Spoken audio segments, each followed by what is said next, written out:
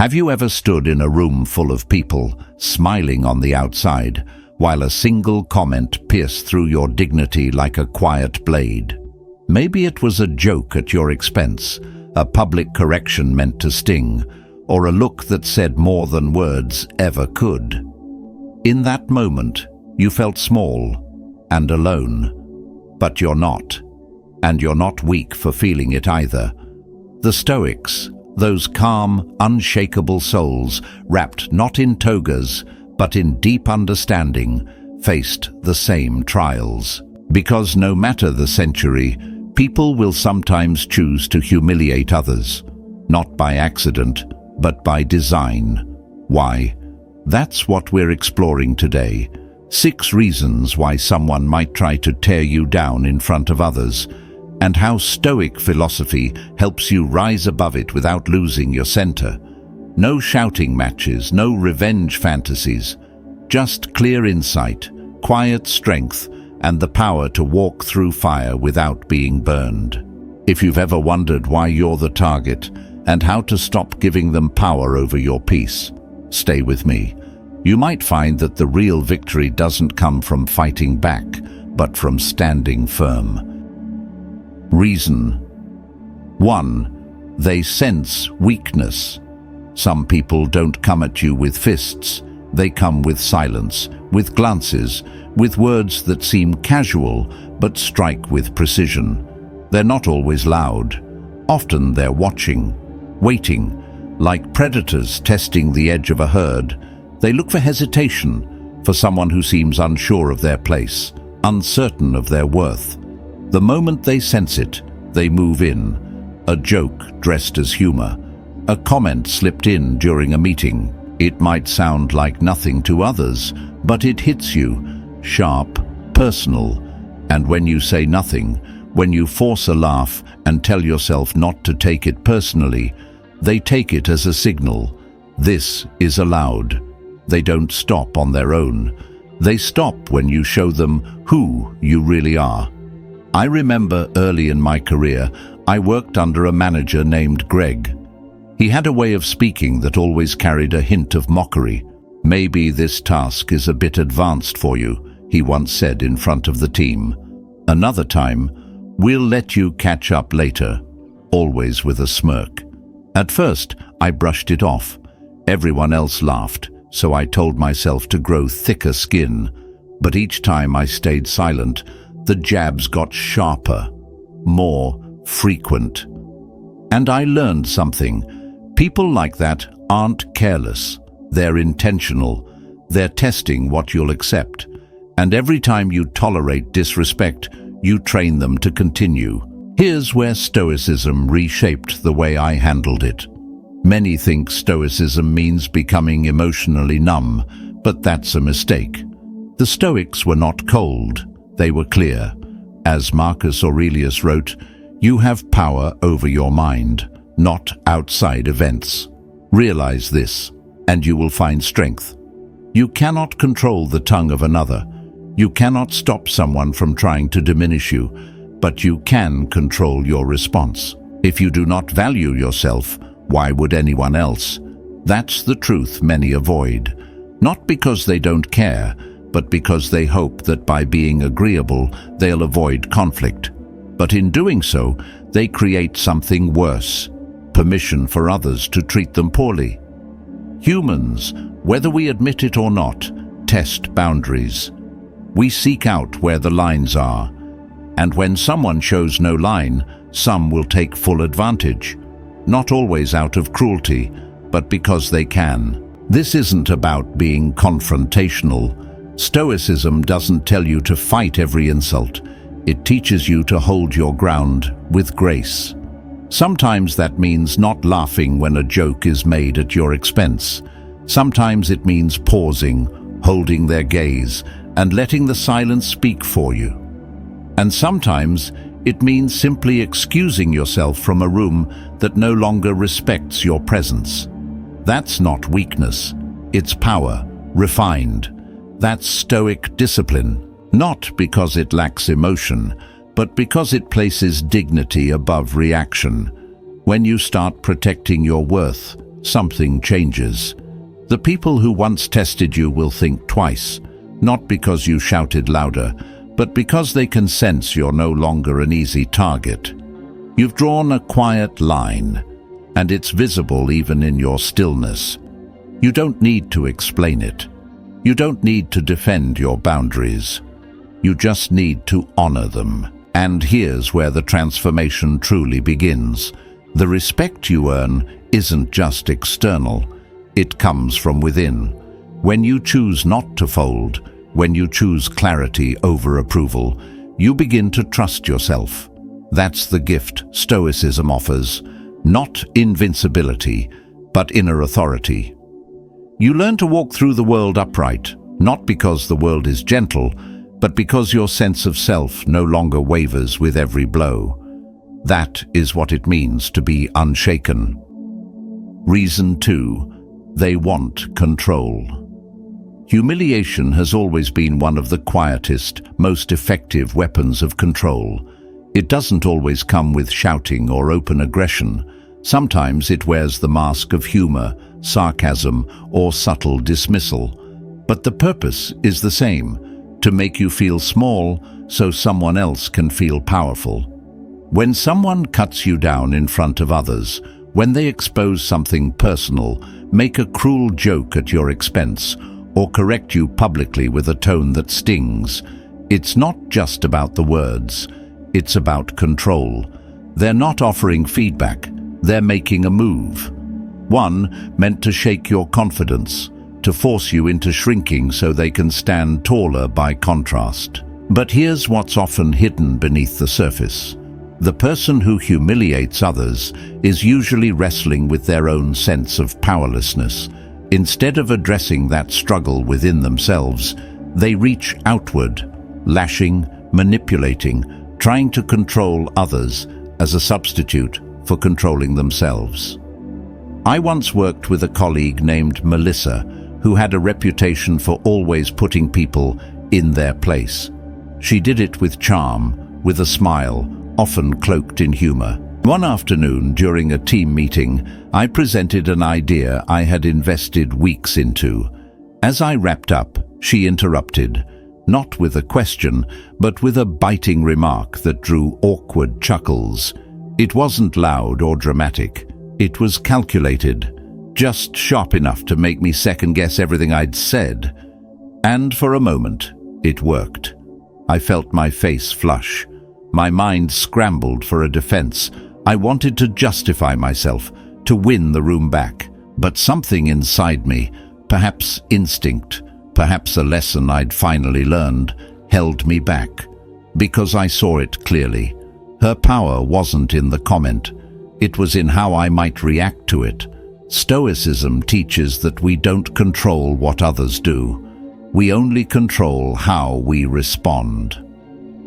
Marcus Aurelius, that philosopher-emperor who lived under constant scrutiny, said it best. You have power over your mind, not outside events. Realize this, and you will find strength. People will try to humiliate you. It's inevitable. Sometimes in front of an audience, sometimes behind your back, and you can't stop them from trying. But you can refuse to let them succeed. You can reject the lie they're selling, that you are somehow less than, unworthy, undeserving of space. Control only works when you believe you have none. Humiliation only stings when you've handed someone else the authority to define your worth. But when you reclaim that, when you stop dancing to their tune, stop playing their game, their grip dissolves. A person grounded in self-respect can't be easily shaken. They don't need to shout or clap back. They simply don't waver, and that unsettles those who rely on fear and shame to feel strong. If you take one truth from this, let it be this. Humiliation is only effective if you believe you deserve it. You don't, and you never did. Those who use shame as a weapon are revealing something about themselves. But how you respond, that reveals who you are. And when you choose stillness over panic, self-mastery over reactivity, You send a message without saying a word. You're not here to be controlled. You're not someone who flinches at every blow. You are someone who walks with quiet authority because you've stopped seeking approval from people who need to tear others down to feel whole. That's the heart of Stoicism. It doesn't promise a world free of insult. It gives you the clarity to walk through that world untouched, not because you don't feel, but because you've learned not to carry what was never yours to begin with. Reason. 3. They envy you. This may be the hardest truth to face, but it's also one of the most freeing. Sometimes people humiliate you not because you're lacking, but because you reflect something they've lost. Your confidence, your character, your calm presence. These aren't flaws. They're reminders. And for some, reminders hurt more than insults. When you walk with integrity, when you stay grounded in values they abandoned long ago, you don't just stand out, you unsettle. Your strength, even when quietly expressed, becomes a mirror they'd rather not look into. And instead of rising to meet what they see, they choose the easier path. They try to dim your light. Psychologists call this malicious envy, a corrosive form of envy that doesn't admire or aspire, but seeks to harm. It often triggers what's known as schadenfreude, a bitter satisfaction at seeing someone stumble, not because they see you as weak, but precisely because they know you are not. I remember a colleague named Jordan, polished, charismatic, but always quick with a jab whenever someone else succeeded. It wasn't random, it was calculated, and over time it became clear. The more secure and composed someone appeared, the more he tried to tear them down. Not to correct them, but to quiet the discomfort their presence stirred in him. Seneca, the Roman Stoic, saw this clearly when he wrote, "It is not the man who has too little, but the man who craves more, that is poor." A person can have every external success and yet live in spiritual poverty. And when the soul is starved, it lashes out, not at what's wrong, but at what's whole. This is why Stoicism is so powerful. It doesn't ask you to retaliate, it invites you to understand. You stop wondering what's wrong with you. You stop carrying their bitterness like it's your shame. And instead, you recognize the truth. Their attempt to humiliate you says more about their pain than your worth. So when envy strikes in the form of sarcasm, dismissal, or subtle sabotage, don't shrink. Don't lower yourself to soothe someone else's discomfort. Stand exactly as you are, rooted, calm, and whole. Their shadow is not your responsibility. It never was. And if this resonates with you, if you've seen this pattern play out in your own life, drop a yes in the comments. I'd love to hear your story. Reason 4. You haven't set boundaries. If you don't clearly define what is acceptable and what is not, someone else will do it for you, and usually to your disadvantage. People, by nature, test limits. Sometimes it's deliberate, sometimes it's unconscious. A joke here, a subtle dismissal there. And if you say nothing, if you brush it off to avoid making things awkward, the message you send is clear. This is allowed. The truth is, disrespect rarely arrives loudly. It slips in quietly, gains ground gradually, and one day you find yourself in a space where your time isn't valued, your voice isn't heard, and your worth is quietly questioned. You wonder how it got this far, but if you're honest, it began the moment you failed to say, "Enough." This is why Epictetus warned, if you want to improve, be content to be thought foolish and stupid. Because setting boundaries often comes at a social cost. People may misunderstand you. They may call you difficult, arrogant, unkind, especially those who benefited from your silence. But if you want peace, you must be willing to forego approval. You cannot hold both. Stoicism teaches us that peace is not the absence of conflict. It is the presence of principle. It is knowing where you stand and refusing to move, even if it means standing alone. Take the example of Maya Torres, a young journalist early in her career. Working at a major news outlet, she was told, repeatedly, that her voice wasn't right, her appearance wasn't TV-ready, that she'd need to change who she was to succeed. The pressure to conform was immense. But Maya didn't bend.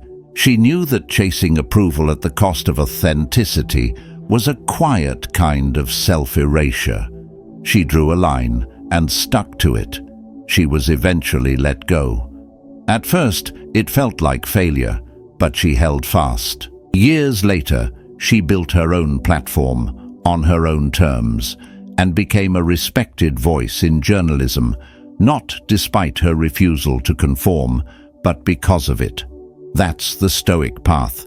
You don't set boundaries because others will praise you. You set them because you respect yourself. And when you do, when you calmly hold the line, people either learn to honor it or they leave. Either way, you win. This isn't easy. It means being misjudged by people who only understand relationships built on silence and self-sacrifice. But true dignity often walks hand in hand with solitude. Not the kind that weakens, but the kind that strengthens. And when your life is built on self-respect, the right people stay, and the wrong ones drift away. Reason 5. They seek an audience. Humiliation, like performance, craves a stage, and most often a crowd. It rarely unfolds in private. Why? Because without spectators, the one attempting to humiliate holds no power. Their words echo back at them, weightless. But with a crowd, their cruelty gains momentum. It becomes a spectacle, and they, for a moment, feel important. You've likely seen this play out. In a boardroom, when a manager publicly cuts down a colleague, not to correct, but to assert dominance. In school, when a group targets the quietest student, not because they did anything wrong, but because they stood alone. The choice of target has little to do with weakness and everything to do with isolation. That's what bullies seek. Someone they believe no one will protect. And the crowd? They often become silent accomplices, not out of malice, but out of fear. Social psychology calls it de-individuation, a state where people, submerged in a group, abandon their individual judgment. They laugh when they don't mean to, stay quiet when they should speak, because deep down they fear becoming the next target. The one leading the humiliation understands this. They weaponize the silence, the laughter. They turn shame into a performance, and your discomfort into applause. But here's the Stoic truth. What looks like dominance is often just desperation. A person who needs an audience to feel powerful is already showing you their weakness, because true strength never needs a spotlight. Look at Marcus Aurelius, Emperor of Rome, commanding armies and empires, surrounded by men who bowed to his every word. And yet, he remained humble, restrained. He didn't humiliate others to affirm his power. In fact, he warned against the value of crowd approval. "The opinion of 10,000 men is of no value," he wrote, "if none of them know anything about the subject." He understood something profound, that applause is often mindless, that fear masquerades as loyalty, and that the opinions of the unthinking are not worth chasing. So when someone tries to humiliate you publicly, remember, the real threat isn't their insult, it's the echo it finds in the room. Their goal is not just to embarrass you, but to convince you that the laughter or silence of others is proof that they're right. But they're not. Their laughter is hollow, their silence, fear, and you owe neither your explanation nor your self-worth. Stoicism doesn't teach us to silence the crowd. It teaches us to rise above it, to remain steady even when surrounded by those who've traded their integrity for comfort, to know that your value isn't determined by volume, but by virtue. You don't need their applause. You don't need the approval of those who cheer for whoever shouts the loudest. What you need, what you've always had, is your own steady mind, your own quiet strength, and the courage to remain whole in a world that rewards the cruel. That is the Stoic path. That is real power. Not in noise, but in the calm dignity of someone who refuses to be made small. If that spoke to something inside you, leave a like and subscribe for more. This journey towards strength and clarity is one we walk together. Reason 6. They sense you do not know your own worth. This is the most invisible wound, the kind many carry in silence. Being humiliated before you've discovered your own value leaves a mark, not because the words were true, but because they found no resistance. It often happens early, when your sense of self is still forming, or during moments of doubt, when your footing in the world feels unsure. And those who humiliate, they seem to sense this, not through wisdom, but through instinct. Not because you are weak, but because you haven't yet realized you're not. The weakness they exploit isn't about strength or intelligence. It's the absence of identity, of someone who hasn't yet stood firm in who they are. Because when you do know your worth, when it's etched into your bones, no one can take it from you. Not because they won't try, but because they'll fail. The insult won't land, the smirk won't sting, the joke won't echo inside. It will meet something solid, something unshakable. But without that inner foundation, you become susceptible to the approval and disapproval of others. You bend to fit, to please, to avoid standing out, because you haven't yet chosen where you stand. As Epictetus wrote, "No man is free who is not master of himself." Real freedom, true, unshakable freedom, doesn't come from status or applause. It comes from mastery of your own mind. And that begins with knowing who you are, without needing someone else to confirm it. When you don't know yourself, every criticism feels like truth. Every cold look feels like a warning. But when you do, when your worth no longer depends on recognition, you become untouchable in the most powerful way. Not because you've stopped caring, but because you've stopped depending. Think of Eleanor Hayes, a figure often overshadowed by louder names in history. As a child, she was mocked relentlessly by those closest to her. Her mother called her plain. Her extended family made sure she felt invisible. She lost her parents before she was 15 and was raised in a home where shame came easier than love. She could have disappeared into that narrative, could have spent a life playing small. But Eleanor didn't. Slowly, deliberately, she built herself. Through learning, service, and reflection, she shaped a life of purpose rooted in conviction. Later, as a public figure, she was mocked for her voice, her looks, her activism, but it didn't stop her. Why? Because she had already answered the question that humblers rely on you, not asking, "Who am I and what am I worth?" That's the essence of Stoicism. You don't become unshakable by silencing every critic. You do it by deciding they don't get a say in who you are. This work is not easy. It takes time, solitude, honesty. It takes the courage to ask hard questions and the strength to walk away from voices, internal and external, that don't honor your truth. But once you do, once you know your worth, something remarkable happens. The people who once tried to humiliate you fall silent. Their words lose weight. They throw stones, but none hit. not because the world has changed, but because you have. Here's the quiet truth. Some will try to humiliate you, not because you're weak, but because your strength unsettles them. They'll test you, doubt you, try to make you shrink. But you are not here to shrink. Not anymore. You don't need to demand respect. You embody it. In silence, in stillness, in knowing exactly who you are. That's Stoic strength. And when you stand in it, you become untouchable, not because the world is gentle, but because you are grounded. If this message spoke to you, stay close, subscribe for more, and take this journey of inner strength with us. And if you're claiming your worth today, type "Still I Rise" in the comments. Remember, your dignity was never up for debate. You define it.